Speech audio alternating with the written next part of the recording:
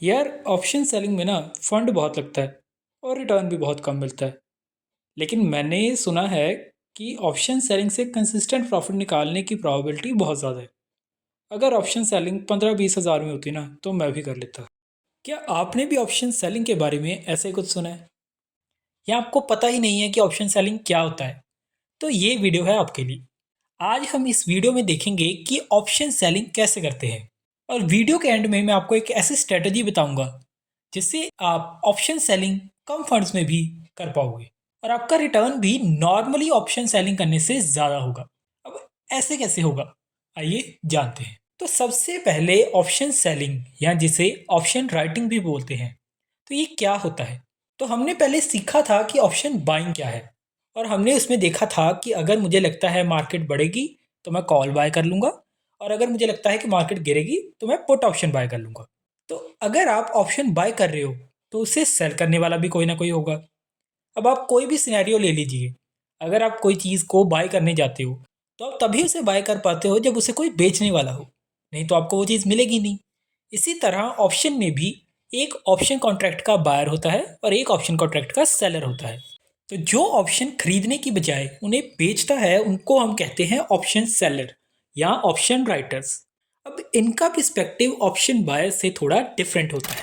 Option buying करते time जब हम कॉल ऑप्शन बाय कर रहे थे तो हम ये एज्यूम कर रहे थे कि मार्केट ऊपर जाएगी, लेकिन ऑप्शन सेलिंग में हम कॉल ऑप्शन तब सेल करेंगे जब हमें लगता है कि मार्केट ऊपर नहीं नीचे जाएगी।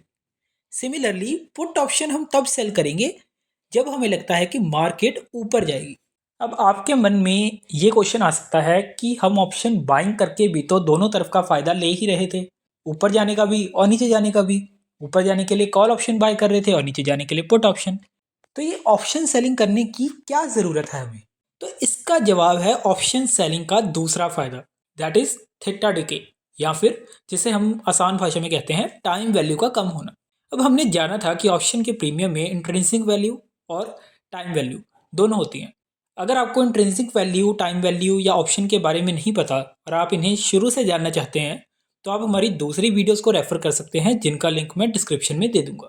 अब जैसे हम बात कर रहे थे कि ऑप्शन प्रीमियम में इंट्रिंसिक वैल्यू और टाइम वैल्यू होती है, तो जैसे जैसे एक्सपायरी का दिन पास आता है टाइम वैल्यू कम होती जाती है, जिसका नुकसान ऑप्शन बाय को होता है और इसका फायदा ऑप्शन सेलर ले सकता है। जैसे कि आपने निफ्टी की 23,500 की कॉल बाय कर ली और निफ्टी करंटली है 23,550 पर और निफ्टी की 23,500 की कॉल आपको मिली है मान लो 120 पर। मतलब इसकी 50 रुपीज़ इंट्रिंसिक वैल्यू है और 70 रुपीज़ टाइम वैल्यू। अब एक्सपायरी वाले दिन तक निफ्टी साइडवेज रही और 23,570 पे बंद होगी। तो आज की 23,500 की कॉल का प्राइस रह गया 70 रुपीज़। तो अब निफ्टी के साइडवेज होने की वजह से कॉल बायर को 50 रुपीज़ का नुकसान हो गया और यही फायदा ऑप्शन सेलर को मिल गया क्योंकि उसने 120 पर बेचा था और 70 पे बाय कर रहा है। तो मतलब ऑप्शन सेलर साइडवेज मार्केट में भी कमा रहा है। अब ऑप्शन सेलिंग में लॉस अनलिमिटेड होता है और प्रॉफिट लिमिटेड। आइए जानते हैं क्यों।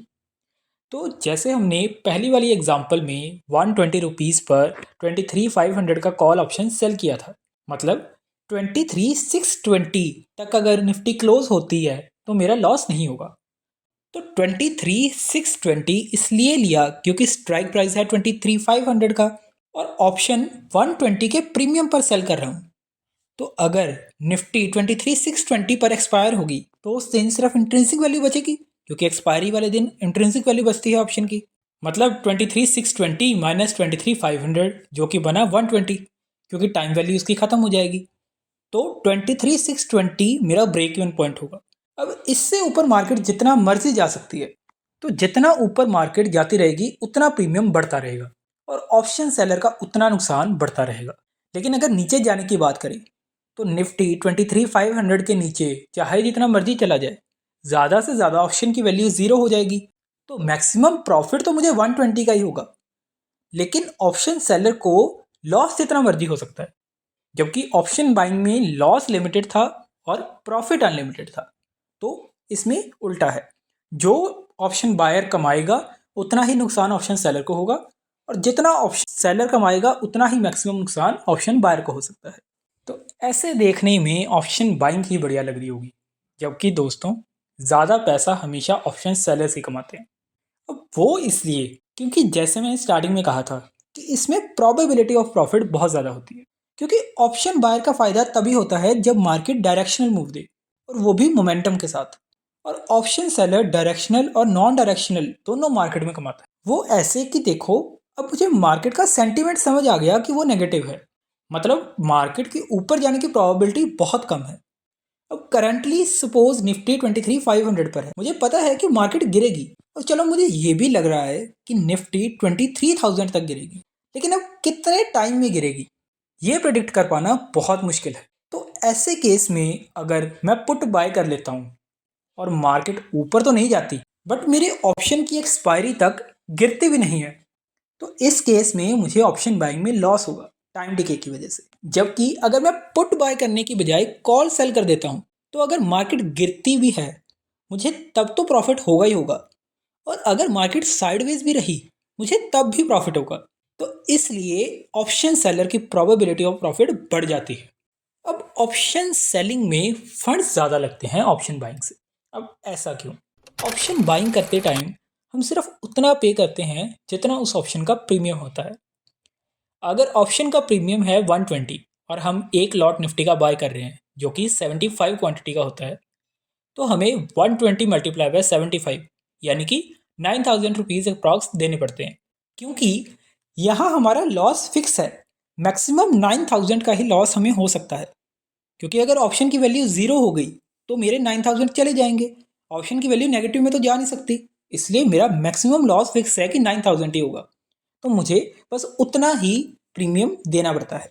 लेकिन ऑप्शन सेलिंग के केस में जैसे हमने पहले बात की कि हमारा लॉस अनलिमिटेड है, तो इसलिए ब्रोकर आपसे मार्जिन कलेक्ट करेगा, ताकि अगर मार्केट आपके ऑपोजिट डायरेक्शन में चली गई तो मार्जिन उस लॉस को पूरा करने के लिए काफ़ी हो। सपोज आपने जो कॉल सेल की थी या जो पुट सेल की थी वो आपकी डायरेक्शन में जाने की बजाय मार्केट ऑपोजिट डायरेक्शन में चली गई, और आपकी उस पुट या कॉल का प्राइस 2 या 3 टाइम्स बढ़ गया, तो आपको तो 2 या 3 टाइम्स लॉस होना स्टार्ट हो जाएगा। और आपने अगर सिर्फ ऑप्शन का प्रीमियम वैल्यू ही पे की होगी तो आपके लॉस को कवर करने के लिए वो सफिशिएंट नहीं होगा। तो ऐसे में हो सकता है कि बाद में कोई ट्रेडर मार्जिन देने से मना कर दे, और ऐसे केस में ब्रोकर को नुकसान होना शुरू हो जाएगा। इसलिए ब्रोकर पहले ही थोड़ा एक्सेस फंड, जिसको हम मार्जिन कहते हैं, वो आपसे कलेक्ट कर लेता है, ताकि किसी भी केस में ब्रोकर की कोई लायबिलिटी ना बने। अब इसे और सही से समझने के लिए हम ऑब्स्ट्रा स्ट्रेटजी बिल्डर की स्क्रीन पर चलते हैं। अब जैसे कि आप देख पा रहे हो कि मैं ऑब्स्ट्रा के स्ट्रेटजी बिल्डर में आ गया हूँ। अब हम यहाँ 30 जैन 2025 की एक्सपायरी के ऑप्शन को सिलेक्ट कर लेते हैं और स्ट्राइक प्राइस है 23,050। तो अब पहले हम ये देखते हैं कि ऑप्शन बाइंग करने में हमारा कितना मार्जिन जा रहा है। तो मैं 23,050 की कॉल बाय कर रहा हूँ, यानी कि मैं कह रहा हूँ कि निफ्टी ऊपर जाएगी। तो जैसा कि आप देख पा रहे हो ये निफ्टी का पे ऑफ चार्ट है। तो जैसे हमने पहले बात की थी, यहाँ हमारा प्रॉफिट अनलिमिटेड है। निफ्टी जितना ऊपर जाता जाएगा उतना हमारा प्रॉफिट बढ़ता जा रहा है, बट हमारा लॉस है जो फिक्स है, मैक्सिमम उतने अमाउंट पर जितना हमने प्रीमियम पे किया। अब ऑप्शन बाइंग में हमें प्रीमियम कितना पे करना पड़ रहा है? जितना उस ऑप्शन का प्रीमियम है मल्टीप्लाई जितना हम क्वांटिटी को बाय कर रहे हैं। तो ये है कि मुझे ऑप्शन बाइंग के लिए कितना फंड देना पड़ रहा है। अब हम ऑप्शन सेलिंग का देख लेते हैं।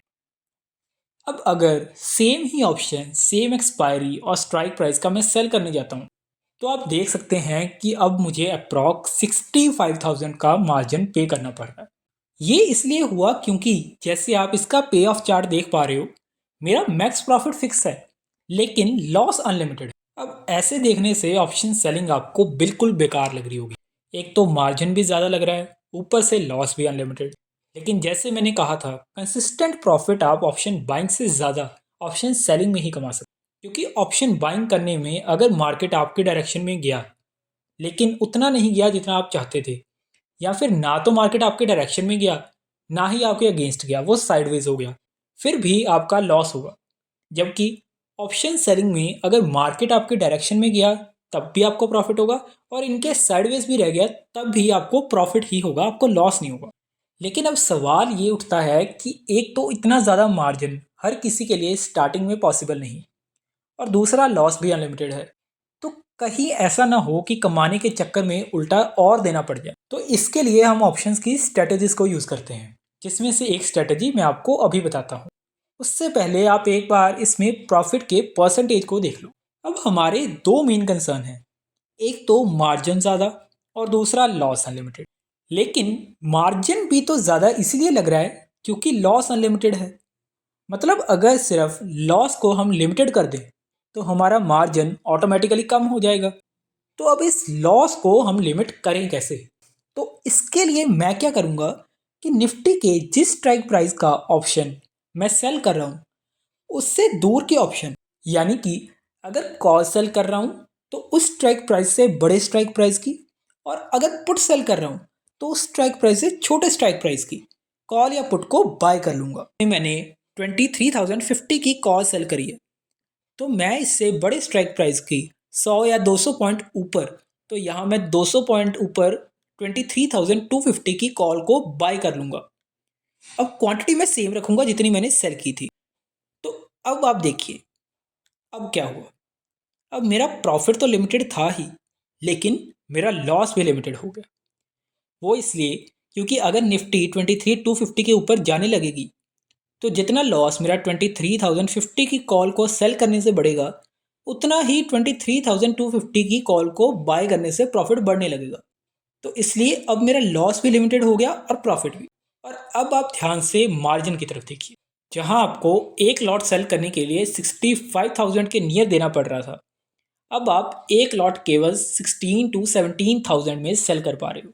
तो आपको दोनों तरफ फायदा हो गया, रिस्क भी लिमिटेड और मार्जिन भी कम। लेकिन अब आप कहोगे कि इससे आपका प्रॉफिट भी तो कम हो गया। जहां आपको 7,000 अप्रॉक्स का प्रॉफिट हो रहा था वो अब 2,800 का रह गया। लेकिन अब यहाँ भी अगर आप ध्यान से देखो तो परसेंटेज ऑफ प्रॉफिट आपका बड़ा है, कम नहीं हुआ। मतलब अगर मैं आपको क्वांटिटी इंक्रीज करके दिखाऊं तो अब आपको और अच्छे से क्लैरिटी होगी।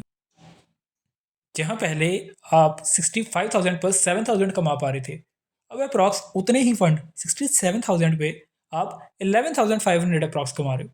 तो एक्चुअल में आपका प्रॉफिट परसेंटेज भी इंक्रीज हुआ है, कम नहीं हुआ। तो इसको कहते हैं हेजिंग करना, और इस स्ट्रेटजी का नाम है बेयर कॉल स्प्रेड। अभी के लिए हमने ये देख लिया कि ऑप्शन सेलिंग कम फंड्स में भी की जा सकती है, और उसमें लॉस भी लिमिटेड हो जाता है और प्रॉफिट की परसेंटेज भी बढ़ जाती है। तो ये था कि ऑप्शन सेलिंग कैसे की जाती है और कैसे कम फंड्स में भी हम ऑप्शन सेलिंग कर सकते हैं। तो अब आने वाली वीडियोस में मैं ऑप्शन की स्ट्रेटजीज, कैंडलस्टिक पैटर्न्स और चार्ट पैटर्न्स के ऊपर वीडियोस लेके आ रहा हूँ। तो आप हमारे चैनल को सब्सक्राइब और वीडियो को लाइक कीजिए और बेल आइकन को ज़रूर दबाइए ताकि आपको अगली वीडियोस की अपडेट मिलती रहे।